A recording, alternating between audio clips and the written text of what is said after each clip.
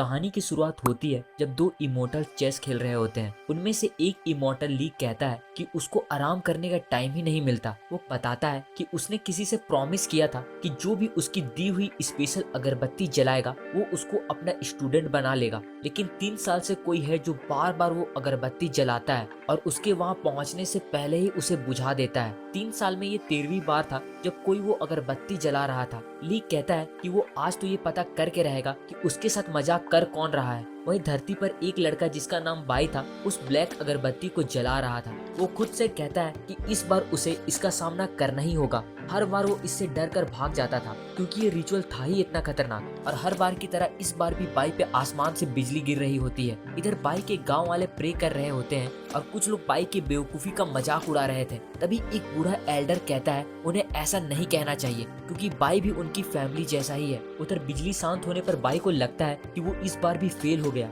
लेकिन तभी ली उसके सामने आते हैं और कहते हैं कि वो अगरबत्ती कोई खिलौना नहीं है। बाई ली को देखकर अपना सर झुका लेता है और कहता है कि वो उनका 3 साल से इंतजार कर रहा था और अगर वो जल्दी नहीं आते तो आज तो वो मर ही चुका था। ली पूछते हैं कि जब वो इतना डरता है तो बार बार अगरबत्ती क्यों जला रहा था। बाई कहता है कि उसके पेरेंट्स के मौत के बाद ये गांव वाले ही उसकी फैमिली है और सब जानते हैं कि अगरबत्ती जलाने से वो उसे अपना स्टूडेंट बना लेगा और यहाँ से ले जाएगा। इसलिए जब भी वो अगरबत्ती जलाता गांव वाले रोने लगते और उसे रुकने को कहते। ली ये सुनकर सोचता है कि बाई इतनी कम उम्र में भी दूसरों की केयर करता है। तभी बाई कहता है वो उसे अपना स्टूडेंट बना ले क्योंकि वो भी उनकी तरह इमोर्टल बनना चाहता है और ली उसकी बात मान लेते हैं। फिर बाई कहता है कि जाने से पहले उसे गांव वालों को गुड बाय कहना होगा क्योंकि वो उसके बगैर नहीं रह सकते। लेकिन दूसरी तरफ गांव वालों की सिचुएशन ऐसी नहीं थी। वो बाई के जाने पे पार्टी कर रहे होते हैं। बाई जाते हुए कहता है कि वो उनसे मिलने वापस जरूर आएगा। ली बाई को अपने साथ स्पिरिट सेक्ट ले जाते हैं ताकि वो वहाँ अपनी ट्रेनिंग कर सके। ली फिर बाई को उसकी बेसिक ट्रेनिंग करने के लिए वहाँ छोड़कर चले जाते हैं। वहीं बाई की मुलाकात जैंग नाम के बंदे से होती है जो बाई का फायर किचन में स्वागत करता है। तभी अचानक वहाँ एक लड़का आता है जिसका नाम बाओ था। वो बाई को वहाँ देखकर सोचता है कि बाई ने रिश्वत देकर फायर किचन में एंट्री ली है। बाओ 7 साल से स्पिरिट स्टोन जमा कर रहा था ताकि वो फायर किचन में आ सके और उसको लगता है कि बाई ने उसकी जगह छीन ली, इसलिए वो बाई पे अटैक कर देता है। पर जैंग अपने वाटर मैजिक से बाई को बचा लेता है और बाओ से कहता है कि वो एक सेकंड लेवल कल्टीवेटर होकर उसके एरिया में मनमानी कर रहा है। पर बाओ उसकी बात नहीं सुनता और बाई पे अपना चैलेंज मैजिक कास्ट करता है और ये कहते हुए वहाँ से भाग जाता है कि जब समय आएगा उनमें से कोई एक ही जिंदा बचेगा। जैंग बाई से कहता है कि उसको डरने की जरूरत नहीं, जब तक वो उससे फाइट नहीं करता उसे कुछ नहीं होगा। फिर वो बाई को बताता है कि fire kitchen upper level Elder के लिए खाना बनाता है और सारे इंग्रेडिएंट्स हाई स्पिरिट पावर के होते हैं जो ट्रेनिंग में उनकी हेल्प करते हैं। बाई अब फायर किचन का 9th मेंबर बन चुका था और बाकी फायर किचन के मेंबर भी बाई से मिलने आते हैं। इसके बाद फिर जैंग बाई को डिवाइन इंस्ट्रूमेंट सेरेमनी के लिए ले जाता है। बाई सोचता है कि उसको पावरफुल वेपन मिलेंगी, लेकिन वो ये देखकर हैरान हो जाता है क्योंकि वहाँ केवल खाने के बर्तन ही होते हैं। बाई पूछता है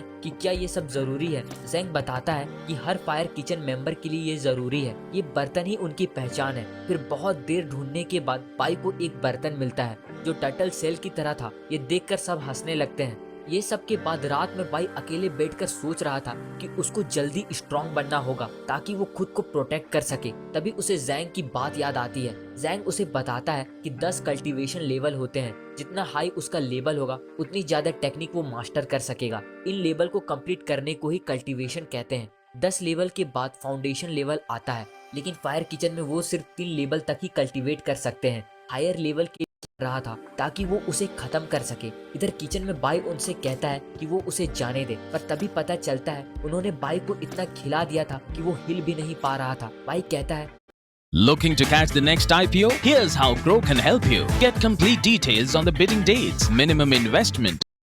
बाई कहता है वो उनका सीक्रेट किसी को नहीं बताएगा कि वो लोग छुपके से स्पिरिचुअल फूड खाते हैं। तभी जैंग कहता है ये फूड बाई के लिए भी बेस्ट होगा, इससे उसकी बॉडी प्यूरिफाई होगी। उसी वक्त बाई की बॉडी हीट होने लगती है, ये इसलिए क्योंकि उसकी बॉडी प्यूरिफाई हो रही थी। अगली सुबह जब बाई ट्रेनिंग कर रहा था उसको अपनी बॉडी में किसी प्रकार का दर्द नहीं होता। वो स्पिरिचुअल एनर्जी को फील कर पा रहा था जो उसकी बॉडी में कल्टीवेट हो रही थी। कुछ समय और ट्रेनिंग के बाद बाई और भी ज्यादा स्पिरिचुअल एनर्जी कंट्रोल करने लगता है। फिर जब उसको भूख लगती है और वो एक राइस जो उसे जैंग ने दिया था उसे बर्तन में डालकर पकाने लगता है। कुछ देर बाद उसकी बर्तन के साथ वो राइस भी ग्लो करने लगती है। फिर बाद में फायर किचन के मेंबर उससे पूछते हैं कि बहुत दिनों से वो दिख नहीं रहा था। बाई बताता है कि वो ट्रेनिंग कर रहा था। जैंग ये देखकर इम्प्रेस हो जाता है कि बाई इतनी जल्दी फर्स्ट लेवल कंप्लीट कर चुका है। बाई कहता है कि ये जरूर ग्लोइंग राइस खाने से जल्दी हुआ होगा। उसकी बात सुनकर सब हंसने लगते हैं और कहते हैं कि ग्लोइंग राइस जैसा कुछ नहीं होता, कोई भी आइटम ग्लो नहीं करता